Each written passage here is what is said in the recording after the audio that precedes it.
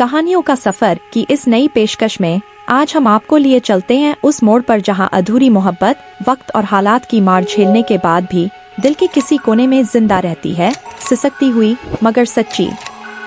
राजस्थान के एक छोटे से कस्बे कुशलगढ़ की तंग गलियों के बीच भीड़ भाड़ वाले बाजार के कोने पर एक नींबू पानी की छोटी सी ठेली रोज सुबह 9 बजे सज जाती थी। पीली बाल्टी, बर्फ का टब और एक हाथ से लिखी तख्ती। राहुल का ठंडा नींबू पानी एक बार पी लीजिए, फिर याद रखिए। राहुल, जिसकी उम्र लगभग 28 साल रही होगी, सांवला रंग, मेहनत की चमक से दमकता चेहरा और आंखों में एक अजीब सी गहराई, मानो हर ग्राहक को गौर से देखता हो, लेकिन किसी एक चेहरे की तलाश में। उसका नींबू पानी इलाके में मशहूर था, मगर उससे भी ज्यादा उसकी मुस्कान और अदब मशहूर थी। हर किसी से भाई साहब या दीदी जी कहकर बात करना जैसे उसकी आदत थी, लेकिन इस विनम्रता के पीछे छुपा था एक अधूरा अतीत, एक टूटा हुआ सपना। राहुल कभी एक बहुत होशियार छात्र था, गरीबी में पला बढ़ा, लेकिन सपने बहुत बड़े थे। स्कूल में हमेशा टॉप करता था और एक लड़की थी, परी शर्मा, जो पढ़ाई में उतनी तेज नहीं थी, पर उसकी मासूम हंसी, चुपचाप क्लास में बैठने का अंदाज और आंखों में सवालों की चमक राहुल को कुछ और ही महसूस करवा देती थी। परी को कभी नहीं पता चला कि क्लास में बैठा वो लड़का, जो हमेशा चुप रहता था, उसके हर लफ्ज को जैसे दिल पर लिख लेता था। राहुल अक्सर उसे देखता रहता, पर कभी हिम्मत नहीं हुई बात करने की। वो स्कूल का आखिरी दिन था, जब राहुल ने पहली बार चुपचाप एक चिट्ठी लिखी थी, जिसमें लिखा था, परी, तुम्हारी आंखों में जो सादगी है, वही मेरी दुनिया को रोशन कर देती है। शायद ये मोहब्बत है, पर मुझे इसे कहने की हिम्मत आज भी नहीं है। मगर उस दिन परी स्कूल आई ही नहीं, और फिर जिंदगी में जैसे सब कुछ बदल गया। राहुल का बाप अचानक बीमार पड़ा, स्कूल छूट गया और घर चलाने के लिए उसने नींबू पानी बेचना शुरू किया। सपनों की किताबें अब टेबल की जगह छत पर रखी बाल्टी में दबा दी गई थीं। पर जिस दिन से उसने ठेली लगाई, एक बात उसने कभी नहीं छोड़ी, वो रोज उसी वक्त दुकान लगाता, जब कभी परी स्कूल जाया करती थी। शायद उसे उम्मीद थी, कभी तो वो गुजरेगी यहाँ से। और फिर एक दिन 10 साल बाद परी फिर से आई। 10 साल बाद का वो दिन बाकी दिनों जैसा नहीं था। आसमान पर बादल मंडरा रहे थे और हवा में नमी थी। राहुल अपने ठेले पर बर्फ की सिल रख रहा था, जब अचानक सामने एक चमचमाती सफेद कार आकर रुकी। उस कार से उतरी एक लड़की, सादे सूट में, हल्का मेकअप, बड़ी बड़ी आंखों में वही पुरानी मासूमियत, मगर अब एक उदासी सी तैर रही थी। राहुल ने एक पल को आंखें मिचमिचाकर देखा, फिर जैसे सांसें रुक गई हों। परी, उसके होंठ कांपे, लेकिन आवाज गले में अटक गई। परी सीधे उसके ठेले तक आई, नींबू पानी का गिलास लिया, हल्के से मुस्कुराई और बोली, एक गिलास, वैसे ही जैसा तुम बनाते हो। राहुल की उंगलियां कांप रही थीं। उसने चुपचाप गिलास तैयार किया और बढ़ा दिया। परी ने घूंट लिया और फिर उसी मुस्कान के साथ कहा, तुम्हें पता है, ये स्वाद बिल्कुल वैसा ही है जैसा कभी तुम स्कूल के बाहर मुझे पिलाते थे। राहुल की आंखें नम हो गईं। तुमने मुझे पहचाना? मैं तुम्हें कभी भूली ही कब थी। परी की आवाज धीमी पड़ गई। कुछ पल दोनों खामोश खड़े रहे। फिर परी ने धीमे से कहा, मैं यहाँ सिर्फ नींबू पानी पीने नहीं आई हूँ राहुल, मैं तुम्हारा कर्ज चुकाने आई हूँ। राहुल सन्न रह गया। कर्ज? कौन सा कर्ज? परी की आंखें अब भर आई थीं। उसने अपना पर्स खोला और एक पुरानी मुड़ी तुड़ी चिट्ठी निकाली। वही चिट्ठी जो राहुल ने 10 साल पहले लिखी थी, मगर जिसे उसने कभी खुद न भेजा था। मुझे ये चिट्ठी उस दिन स्कूल की लाइब्रेरी की किताब में मिली थी, जब मैं आखिरी बार वहां गई थी, और तब से मैं जानती थी कि कोई है जिसने मुझे बिना मांगे, बिना कहे, बेपनाह मोहब्बत की।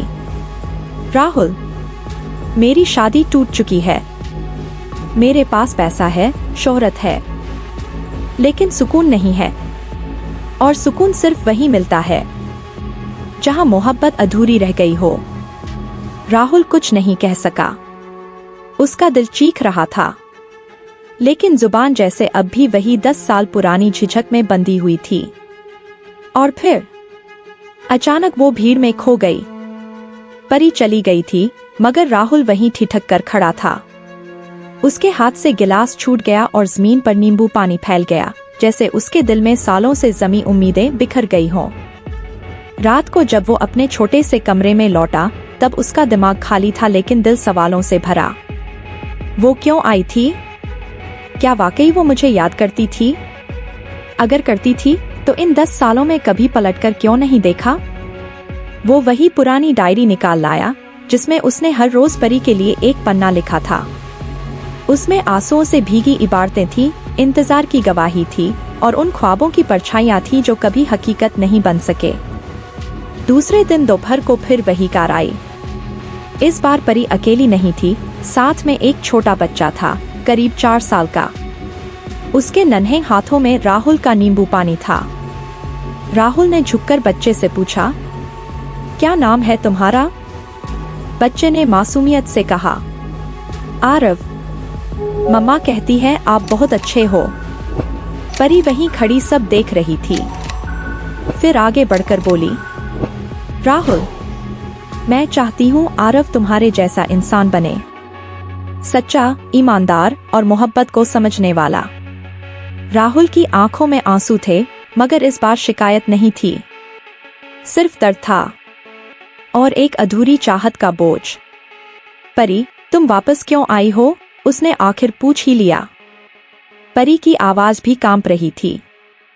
क्योंकि राहुल, मोहब्बत का हिसाब किताब नहीं होता, लेकिन जो अधूरी रह जाती है वो पूरी जिंदगी चैन नहीं लेने देती।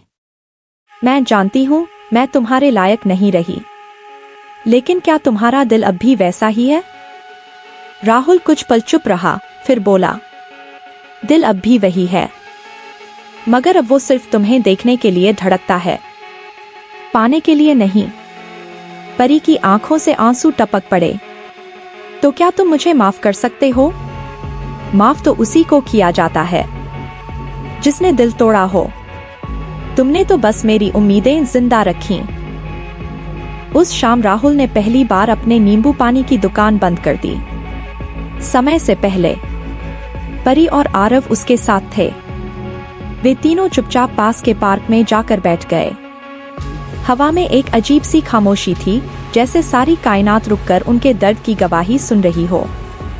परी ने धीमे से कहा, मैं चाहती थी कि तू मुझसे नफरत करे, ताकि मैं सुकून से रह सकूं, पर तूने तो हर मोड़ पर मुझे और ऊंचा कर दिया राहुल। राहुल ने उसकी बात बीच में काटते हुए कहा, मैंने मोहब्बत की थी परी, सौदा नहीं। तुम चली गई थी, पर मेरी मोहब्बत रुकी नहीं। बस मैंने उसे अपने काम में डाल दिया।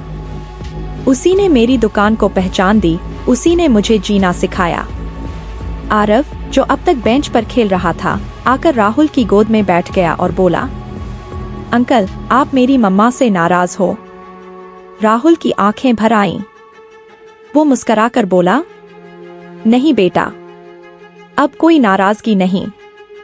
फिर अचानक परी ने वो सवाल पूछ लिया जिससे राहुल अब तक भागता रहा था। राहुल, क्या तुम आज भी अकेले हो? क्या कभी किसी और को चाहने की कोशिश की? राहुल की आंखें एक पल के लिए बंद हो गईं। कभी किसी और को देखना चाहा तो दिल ने कहा, धोखा है। कभी किसी और से बात करने की सोची तो जुबान ने कहा, बेवफाई है। मैं अब मोहब्बत नहीं करता, मैं मोहब्बत जीता हूँ परी। परी के आंसू रुक नहीं पा रहे थे। वो टूट कर कह उठी, राहुल, मैं जानती हूँ मैं लौट कर देर से आई, मगर क्या देर से आई मोहब्बत को भी एक मौका नहीं मिलना चाहिए? राहुल उठ खड़ा हुआ। उसके चेहरे पर गंभीरता थी, पर मन में तूफान। परी, अगर तू सिर्फ मोहब्बत के लिए आई है तो मैं तुझसे दूर रहूंगा, मगर अगर तू पश्चाताप और सच्चे इरादे से आई है तो सोचूंगा।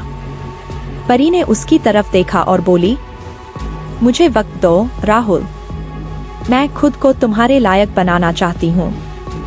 तुम्हारी उम्मीदों के बराबर उठना चाहती हूँ। राहुल ने सिर झुकाया और सिर्फ इतना कहा, ठीक है परी, अब इम्तिहान तेरा है। मैं वही राहुल हूँ जो हर शाम नींबू पानी बेचता है, पर अब दिल नहीं, फैसले दिमाग से करता है। समय धीरे धीरे बीतता गया। राहुल ने परी को अपनी जिंदगी में एक मौका दिया, लेकिन अपने दिल के घावों को अब भी पूरी तरह नहीं भुला पाया था। उन्होंने साथ में कई दिन बिताए, कई बातें साझा की और हर बार एक दूसरे की समझ बढ़ी। परी ने अपनी जिंदगी के उन काले पन्नों को बदलने की पूरी कोशिश की। उसने राहुल की गरीबी, उसकी सीमित जिंदगी को कभी कमजोर नजर से नहीं देखा, बल्कि उसकी सच्चाई को स्वीकार किया।